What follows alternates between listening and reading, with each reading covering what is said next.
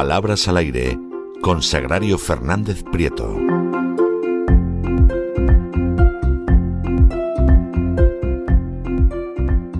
Estamos de regreso para esa segunda parte de nuestro programa doble y sesión continua dedicado todos los lunes en La Voz a la cultura hispánica. Ya hemos estado con don Lorenzo Ramírez cabalgando por la llanura de Cuarte, en fin, derrotando a los almorávides, afianzando el control del Cid sobre el reino de Valencia.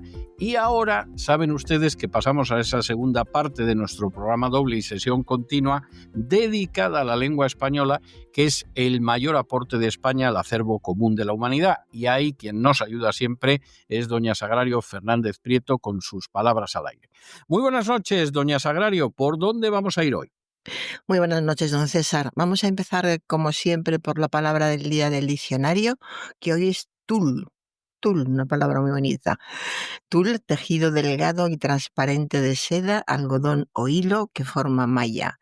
Procede, fíjese qué curioso, del náhuatl, tulin, tilin, tolin, que significaba juncia en este idioma. Cosa más curiosa del náhuatl, ¿no? Del náhuatl, sí. El náhuatl no sé si se hablaba bueno, supongo que en México y en otras zonas cercanas a México, no solo allí. Se habla también en Honduras, y en Honduras significa espadaña.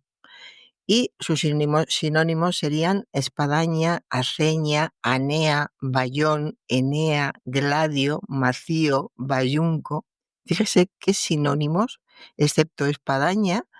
El resto habría que buscarlos en el diccionario. Bueno, anea también, pero vamos, que no son palabras muy habituales.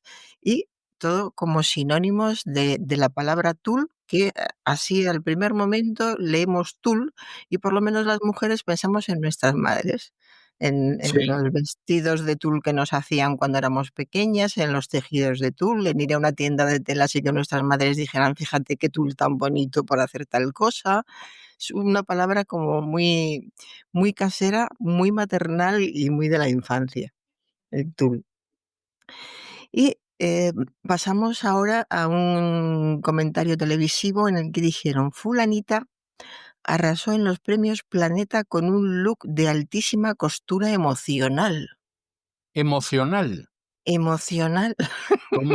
Toma castaña, ¿eh? Sí, cuando las cosas se hacen bien, pues se hacen bien de todo. O sea, tú vas emocionalmente a un sitio y el look tiene que estar acorde con tu estado emocional. Y no le voy a decir quién lo llevaba porque no decimos quién. Pero si lo supiera, pues le gustaría, entre comillas, especialmente.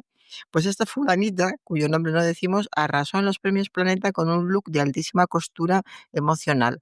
Por cierto, voy a describir que eran dos piezas asimétricas y que estaba en los premios Planeta. Primero vamos a ver este look, que es una voz inglesa, que yo creo que ya no nos la vamos a quitar nunca de encima. Look aparece en el diccionario diciendo que es una voz inglesa, que significa imagen o aspecto de las personas o de las cosas, especialmente si responde a un propósito de distinción. Esto del propósito de distinción lo dice la RAE, porque en general, cuando algunas personas dicen look, en vez de imagen, aspecto, atuendo y todos sus sinónimos, no se refieren a que sea algo distinto o excepcional, simplemente es a lo que llevaba ese día y punto. Se ha convertido en una voz coloquial como tantas otras. Y recordamos eso, que en español tenemos imagen y aspecto sobre todo, y podría haber dicho fulanita arrasó en los premios Planeta con una imagen de altísima costura emocional, con un aspecto de altísima costura emocional, con un conjunto de altísima costura o con un vestido de altísima cultura. Y voy ahora a una invitada a un programa de televisión que dice, primero de todo, voy a decir que hoy aporto bordado. Vamos a ir al primero de todo, que ya lo hemos comentado muchas veces. Es algo que me da mucha rabia, este primero de todo, pero en fin, repetimos una vez más que en vez de primero de todo, lo adecuado es usar antes que nada. Antes que nada. No es que sea incorrecto decir primero de todo y antes de todo. Son expresiones válidas, las podemos encontrar en diccionarios, son propias del registro coloquial, pero según el lugar, el momento y las personas que lo digan y donde se estén, pues se puede utilizar un registro coloquial y decir primero de todo, si te están escuchando tus amigos y vecinos, por poner un ejemplo, y en otras ocasiones hay que utilizar opciones más cultas y preferibles, como antes que nada y antes de nada, que lo hemos comentado ya en otras ocasiones. Antes que nada voy a decir que hoy, antes de nada voy a decir que, etcétera. Y luego tenemos aquí este aportar, que voy a decir que hoy aporto bordado. Aportar, del latín aportare, de hacia y portare, llevar. Significa contribuir, añadir, dar, dicho de una persona, llevar la parte que le corresponde a la sociedad de que es miembro. En derecho, dicho uno de los componentes de un matrimonio, llevar bienes o valores a la sociedad conyugal, y también llevar, conducir, traer. Eh, claro, es como no decimos quiénes son las personas, si le dijera a la persona diría, no me extraña que lo dijera. Pero, en fin, que es ridículo esto de que hoy voy a decir que hoy aporto bordado, pues no, simplemente que hoy llevo un vestido bordado, que hoy traigo un vestido bordado, o que hoy luzco, si se pone un poco cursi, hoy luzco un vestido bordado. Y vamos a continuar con un programa bueno, este tiene gracia, don César, fíjese, un programa de citas de televisión. Se despiden al final de la cita y suelen decir si se han gustado y quieren volverse a ver o no. Y en esta ocasión ella se despide de él diciéndole: no eres el prostólogo de hombre que busco.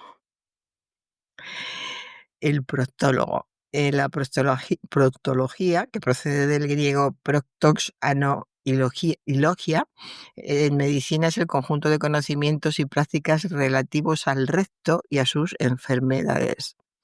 Lo que quería decir esta señora, suponemos, es que no eres el prototipo de hombre que busco. Prototipo, es decir, ejemplar original o primer molde en que se fabrica una figura u otra cosa. Em, También es incorrecto porque no es que busques el prototipo, el original, buscas un determinado tipo, un determinado modelo. No eres el tipo de hombre que busco, es lo más habitual y lo que hubiéramos dicho, o lo que hubiera dicho la mayoría de la gente. Pero en fin, aquí quedó esta señora diciendo al final que ella lo que buscaba era un proctólogo. Que no sé si he definido lo que es proctólogo. En medicina es el conjunto de conocimientos y prácticas relativos al recto y a sus enfermedades. ¿Por qué esta señora quería un proctólogo? Pues bueno, no lo sabemos. Y continúo ahora con una noticia de informativos en la que dicen: el rey pone en valor a la reina Sofía otorgándole el toisón de oro. Pone en valor, lo hemos comentado también varias veces. La expresión poner en valor se define, no en el diccionario académico, en el diccionario del español actual de Seco Andrés y Ramos, se define como hacer que algo o alguien sea más apreciado resaltando sus cualidades. Es una construcción adecuada, es correcta en español, sigue una pauta de formación similar a expresiones como poner en claro, poner en peligro, poner en cuestión, y frente a verbos como valorar o valorizar, hay alternativas a poner en valor. Esta expresión añade como un matiz de reivindicación a lo que se valora. Poner en valor algo es eso, reivindicar algo que se valora.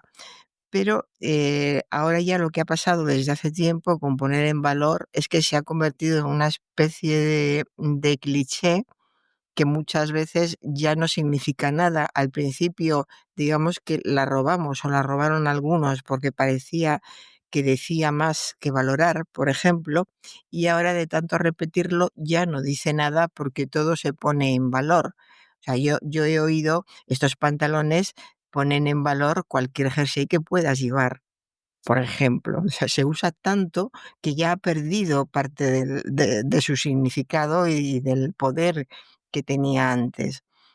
Y este cliché, pues bueno, tiene sinónimos como valorar, resaltar, reconocer, reivindicar, y todos estos también se pueden utilizar en vez de poner en valor. De modo que el rey pone en valor a la reina Sofía otorgándole el toisón de oro, podría haber sido el rey valora a la reina Sofía, el rey reconoce a la reina Sofía, el rey resalta el valor de la reina Sofía o las virtudes de la reina Sofía o destaca a la reina Sofía otorgándole el toisón de oro.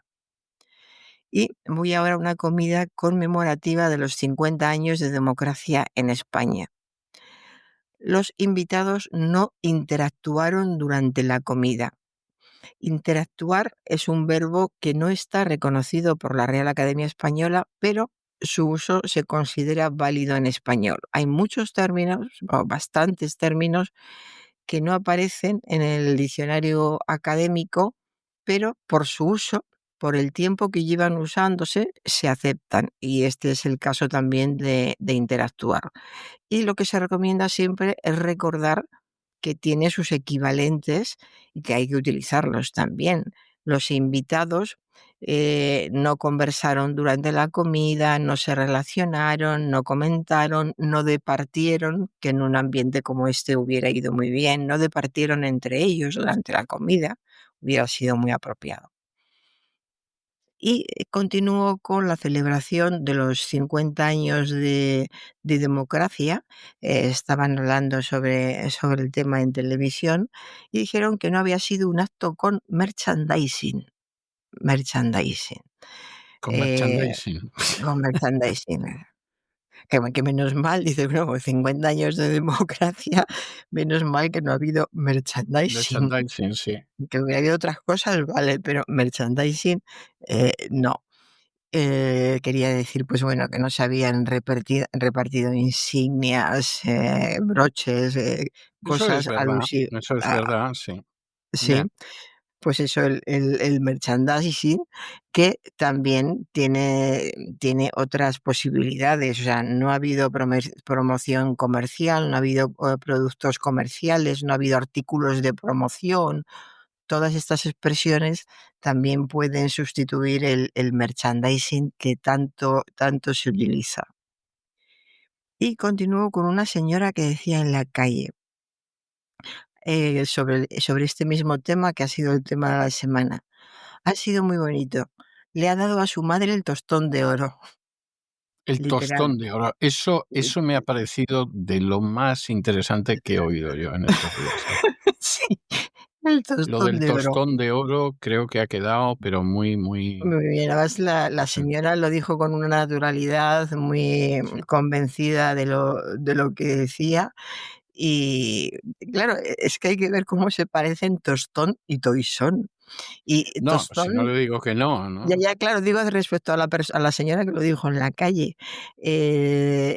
¿Quién, además ya con cierta edad, no ha tenido muchos tostones en su vida? ¿Y quién ha tenido un toisón? Pues nada, 2, 3, 4, pero un tostón lo tiene cualquiera. El toisón es la insignia de la Orden del Toisón, instituida por Felipe el Bueno, duque de Borgoña en 1430 y otorgada históricamente por la dinastía Habsburgo-Borbón. Eh, Tostón, si miramos solo, tostón es una palabra que a mí por lo menos me recuerda a la infancia. Sí, Supongo que en todas partes se decía mucho, no solo en la zona del centro de la península. Pero mi madre y sobre todo mi padre cuando ponían la televisión o la poníamos nosotros si queríamos ver una película y a él no le interesaba, decía: "Esta película es un tostón", y nos la sí. quitaba directamente. Nos quedábamos sin ver la película, que para él era un tostón, pero a nosotros nos apetecía. Bueno, que es una palabra realmente muy familiar. Y sobre todo en el cine, es curioso, salías del cine y a veces: "¿Y qué habéis visto?". "Pues un tostón". Yo no sé qué se dirá ahora, Un equivalente a peñazo, por ejemplo. un peñazo Y seguramente, alguna o un palabra más rollo, grosera también, sí. un rollazo. Sí, sí. Y, pues bueno, esta palabra procede de tostar, es sinónimo de torrado, es sinónimo de picatoste, es sinónimo de una palabra poco conocida que es rostrizo, que es un dardo hecho con una vara tostada por la punta para endurecerla. Y coloquialmente, pues es sinónimo de tabarra, de lata, de aburrimiento, de pesadez, de fastidio, de rollo. Y una palabra curiosa, patacón, una palabra cubana. El Sí, patacón es una planta de la familia de las nictagináceas, con tallo nudoso, hojas ovaladas y florecillas moradas. Y procede de Cuba. Yo conocía la palabra, pero no sabía que era cubana, patacón. Y yo pensaba, si a mí me dicen sin más que es un patacón, hubiera dicho una moneda. Yo tenía la idea de que un patacón suena, sí, a sí, moneda, ¿verdad? Sí, sí. sí. Y los sinónimos, bueno, pues ya los hemos dicho. Y ya vamos a la frase final, que también es muy de nuestra infancia y muy de nuestros padres, que es templar gaitas. Templar gaitas. ¿Por qué decimos esta expresión? Templar gaitas es hacer el gusto y andarse con miramientos y contemplaciones en el trato con determinadas personas para no molestarlas ni contrariarlas. Con frecuencia hay que andar templando gaitas para evitar que explote el mal humor de los que nos rodean y tener contentos a unos y a otros. Fernando de Rojas en La Celestina, siglo XV-XVI, la cita. Quevedo la inserta en su cuento de cuentos. Dice, acabemos con este mazacote que no son menester tantas zarracaterías ni andar templando gaitas. Correas cuenta en su vocabulario, templar gaitas, dícese con desdén por llevar la condición molesta de uno. Es malo templar gaitas, no se puede templar tantas gaitas. Gaita ha pasado a significar cualquier cosa engorrosa. Por eso decimos es una gaita ante una situación que Sí, presenta sí, inconvenientes fastidiosos. Decimos, es una gaita o menuda gaita, decimos muy a sí, menudo, ante algo que no sabemos manejar bien y que nos resulta pesado. Pérez Galdós también la cita en Fortunata y Jacinta. Es una gaita esto de no saber escribir, dice. Ordinariamente se piensa que la expresión templar gaitas se ha tomado de templar un instrumento musical para que pueda producir con exactitud los sonidos que le son propicios.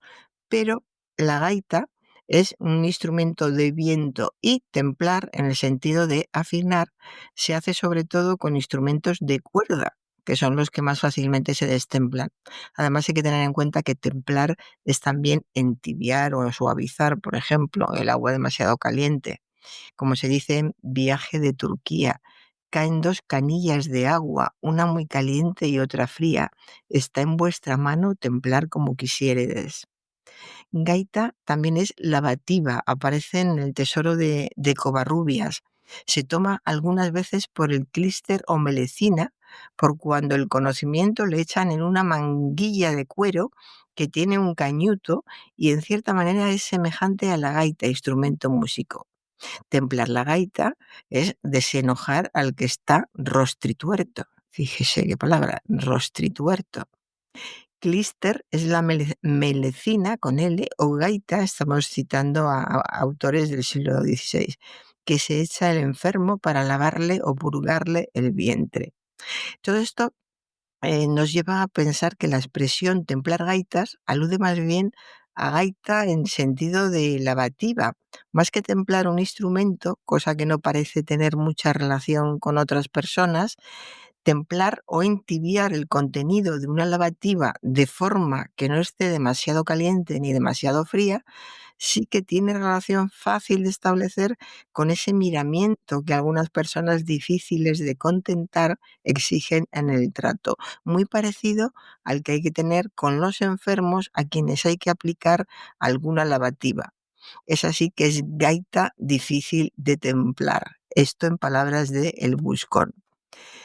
Y por fin el Diccionario de la Academia de 1992 apoya esa interpretación de gaita como lavativa en esa locución, cuando después de dar como sentido general de templar el de moderar, entibiar o suavizar la fuerza de una cosa, añade que se usa en sentido figurado, tratándose del genio o enojo de una persona.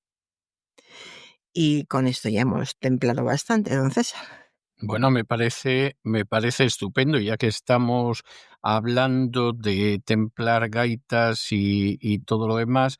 Yo lo que voy a hacer es que voy a traerle gaitas, ¿eh? Le voy a traer gaitas, y además gaitas que suenan muy bien, porque son precisamente gaitas que están interpretando esa magnífica canción del siglo XVIII que se titula Amazing Grace, de la que han hecho versiones hasta Elvis Presley. En Sí. español, Sublime Gracia. De modo que le voy a dejar con Sublime Gracia, pero tocada con gaitas. Un abrazo muy fuerte y nos volvemos a encontrar el jueves. Muchas gracias, don César. Hasta el jueves.